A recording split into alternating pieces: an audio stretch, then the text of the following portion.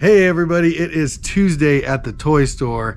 We're gonna do something a little bit different this video. It's gonna be fun, it's gonna be a little bit interesting, and honestly, I haven't thought about some of this stuff in a long time, but I want to do kind of a question and answer type video, maybe a little bit of storytelling. There is a lot of stuff to do at the shop, but I worked all last night, so my motivation to get out here and do a lot of work isn't exactly peaked. So I'm gonna jump into some questions and we're gonna see how it works. I'm gonna save the most asked question for last. And the reason I'm gonna do that is because a lot of the answers I'll give on the other questions are gonna kind of feed into that answer, if that makes any sense. So let's just start with something pretty basic.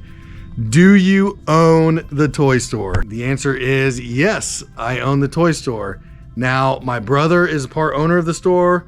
He owns a smaller percentage. I don't like to get into that type of stuff, but the short answer is yes, I own the toy store. The next question I get, and I get this quite often, is probably the second most asked question, and it's gonna be a little bit longer winded because it's kind of a two-part question. And here it is. Why a toy store and where do you get your merchandise? In order to really answer this question, I have to go back. Like back before the toy store was conceived, give everybody a little bit of history, and it'll probably help explain it a little bit better. It didn't start out as just going to be a toy store. It was going to be general merchandise. And how it all started was I had a Lego business. I bought, sold, I would trade Lego, and I'd actually printed out business cards. I had a Facebook page. I was kind of on the hunt for a brick and mortar spot, but it was in the initial stages, right? It was very early in the game. It was more something I had in my head, okay? It was a long way out. Somewhere along the way, I'd made contact with a liquidator out of Iowa who was able to get entire pallets of Lego. Being in the Lego business, I've heard over and over that you can't buy whole pallets of Legos, this, that, and the other. And it's just simply not true. You can. And this guy would get pallets of Legos. He would sell them for roughly 30 to 35% of retail. And he had been doing it for a while. Somewhere along the way, this guy had backdoored me. He ghosted me. Something happened. And that kind of got the wheels turning. I started talking with my brother and I said, why can't we do this? Why can't we buy trucks of stuff and sell it like this guy? This guy had a big warehouse. He's got a showroom. He's young. Looks like he's doing really well. So that kind of started the journey with the overstock stuff. We bought an Amazon overstock truck, a general merch truck. We paid like $4,000 for it. We won it at auction and we didn't buy it. It cost us more to ship the truck to us than we paid for the truck. So we had about 10 grand in it. It was a cluster. It wasn't very well planned. We put it all in my garage, advertised on Facebook that we were having a big yard sale in my driveway. It was crazy. It wasn't very well planned. It was kind of a cluster. But at the time we were thinking, hey, we're like big moguls, we're making moves with overstock. And we made enough of a return to where we wanted to do it again. We wanted to do it different though, okay? We didn't want to do it out of my garage. We wanted a building. And so the plan was to do general merchandise out of a building, almost like a liquidator. And the reason I mentioned the Lego business is because it kind of comes back to where we're at in the story right now. The idea was tossed around that, hey, why don't we just focus on toys? Is that even possible? Can we get toy trucks? Can we just get toy trucks without general merch?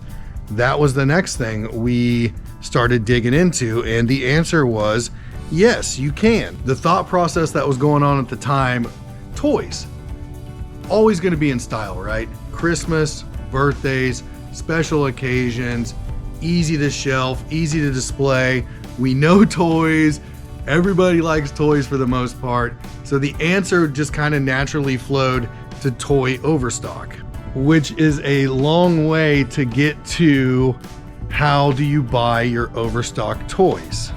This journey was really complicated. It had some ups, a huge down, and then a huge up. So I'll explain what I mean. After doing some digging, doing some research, we were looking at it from an individual angle. How does a person buy overstocked toys? And we should have been looking at it more of like, how does a business buy overstocked toys?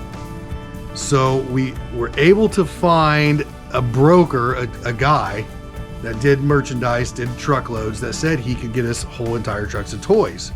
Once that milestone was checked off the list, once that goal was achieved, hey, we're able to get toys, then came the process to find a location. Now, we wanted to buy. We are in real estate. We have rental properties, and it's always better to buy just because you can do what you want with the building. There's no restrictions, and it's just better to buy for us. That's what we wanted to buy. It didn't work out, right? We couldn't find a place that would meet our needs. We wanted a loading dock. We wanted retail space. We wanted storage. And the stuff that we did find, ridiculously astronomical. Huge buildings, huge places, way too much for what we needed. So we had to kind of change what we were looking for, change the approach. And that's when I found this space that we're in now. I know I'm supposed to be answering where do you buy your overstocked toys, but I wanted to touch on this building's location. Right next door are neighbors. It's a child time learning center. Extremely busy location. Has a backlog, kids, parents, you have families in and out of there all day.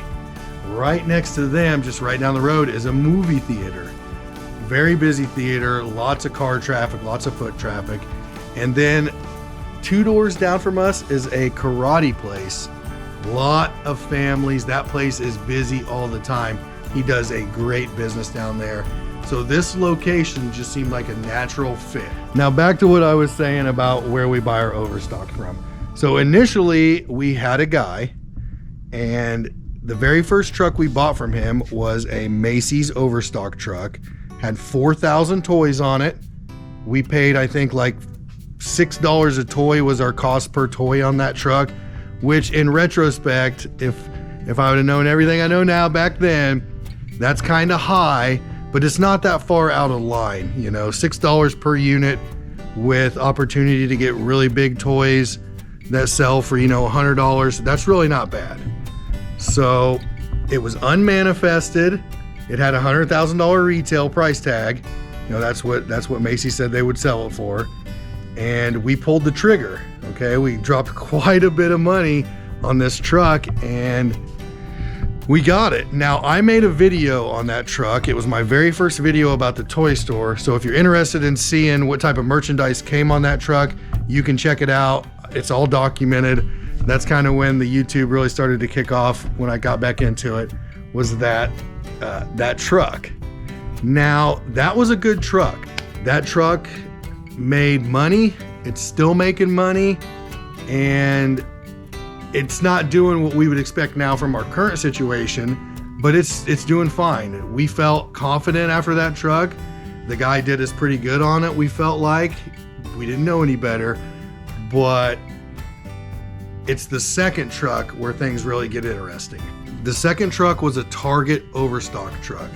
Initially, the guy called my brother. He said, "Hey, I've got a full truck, same deal as the Macy's truck. Are you guys interested?" We kind of talked about it. I had looked around the store because I had put everything up, and I said, "Look, I can't open the doors with just one truck. There needs to be more stuff in here." So we kind of waited on it, and that truck fell through. It got sold. But the guy had called us back and said, "Hey, I have a half a truck. Same deal, 2,000 toys. You know, the price will be cut down to reflect that it's a half a truck. Are you guys interested?" Not knowing what we know now, we got kind of scared.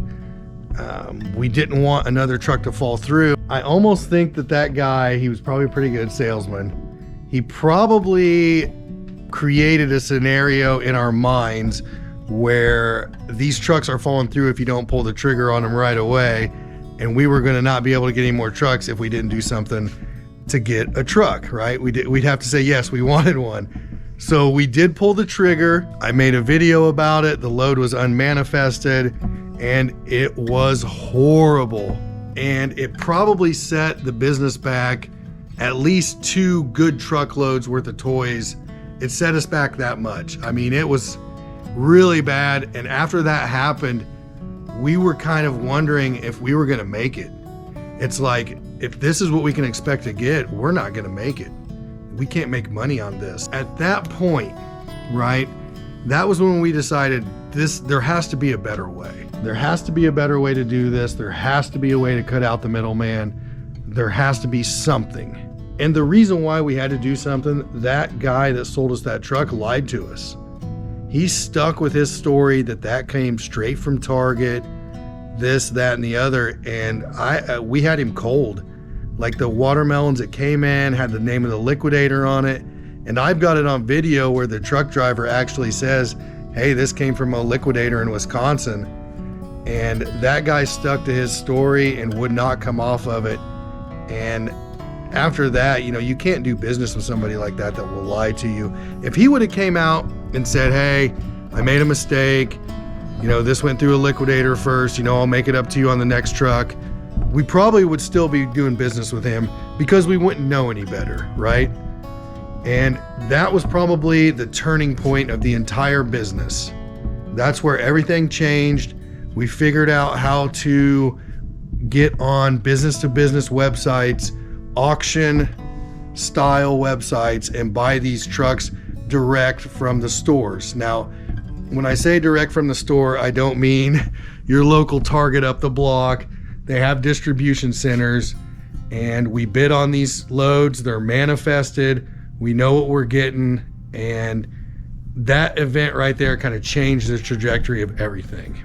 That was a really, really, really long answer. It was very winded. I'm not even sure if I answered the initial questions, which was what?